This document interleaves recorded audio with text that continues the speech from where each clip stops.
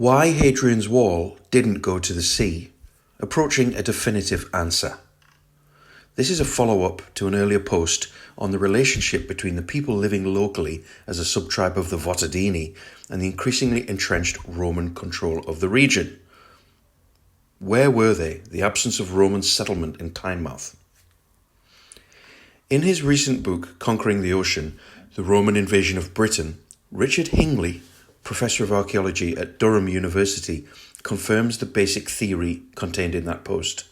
Quote, "To the east of Corbridge, there were several fords across the Tyne, which would have made it possible for people living north of the frontier to cross into Roman lands by bypassing the Stane Gate at its eastern end. The open character of the Tyne section of the frontier probably indicates that a treaty of friendship had been agreed with the people living to the northeast of Corbridge. There is evidence of a parallel strategy in operation on the Danube frontier, where a Germanic people known as the Hermundari were allowed to cross the river into Roman territory without hindrance to trade, while other Germanic peoples see only our arms and our forts. The Hermundari must have been able to control the fords and river crossings spanning the Danube, regulating the movements of people travelling from their lands into the empire. Their provision of this security meant that Roman fortifications were not required. The absence of military infrastructure along the Tyne to the east of Corbridge suggests that a comparable treaty existed here, ensuring that an open frontier could be maintained. Any movement of people across the line of the Stane Gate to the west, meanwhile, was closely supervised by the soldiers stationed at the forts. Excavations on the low-lying Northumberland coastal plain to the northeast of the Stane Gate have indicated a densely settled farming landscape.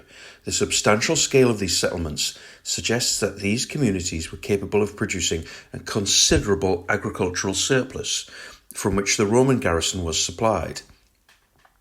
For example, one Iron Age settlement that has been extensively excavated was almost as large as a Roman auxiliary fort.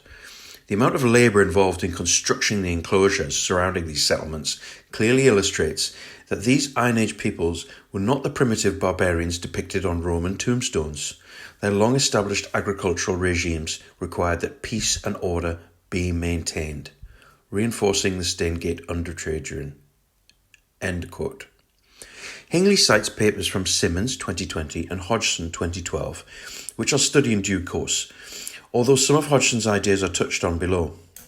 Hingley also acknowledges that there is a further fort east of Corbridge on the Stane Gate line at Washing Wells in Wickham, shown on the map above.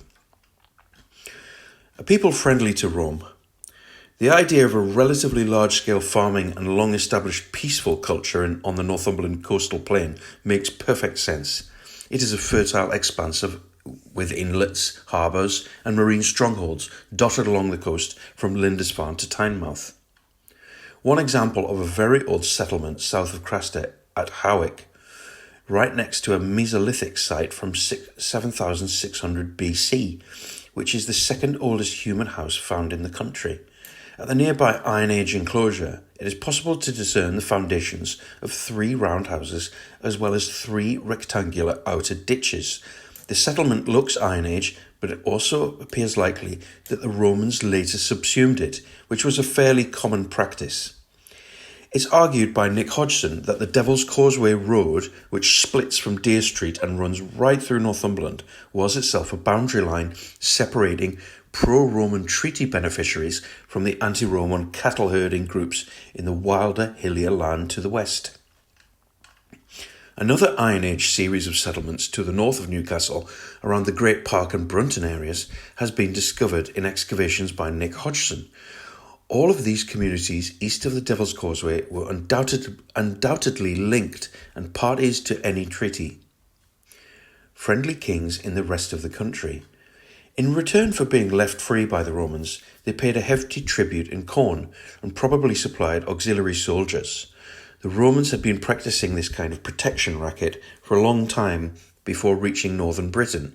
They had introduced luxuries like wine, olive oil, and high-quality tableware to the southern kings since the first Claudian invasion in AD 43, and some of these kings received citizenship while their sons were educated at Rome, which also served to bind their father's loyalty. Where was Tynemouth in all of this? The Vadini are strongly associated with the very north of Northumberland and southeastern Scotland. We know from the capital and stronghold at Trapian Law in East Lothian that the Vadini were friendly to Rome and imported Roman goods, while the Romans didn't need to build any fortifications around there.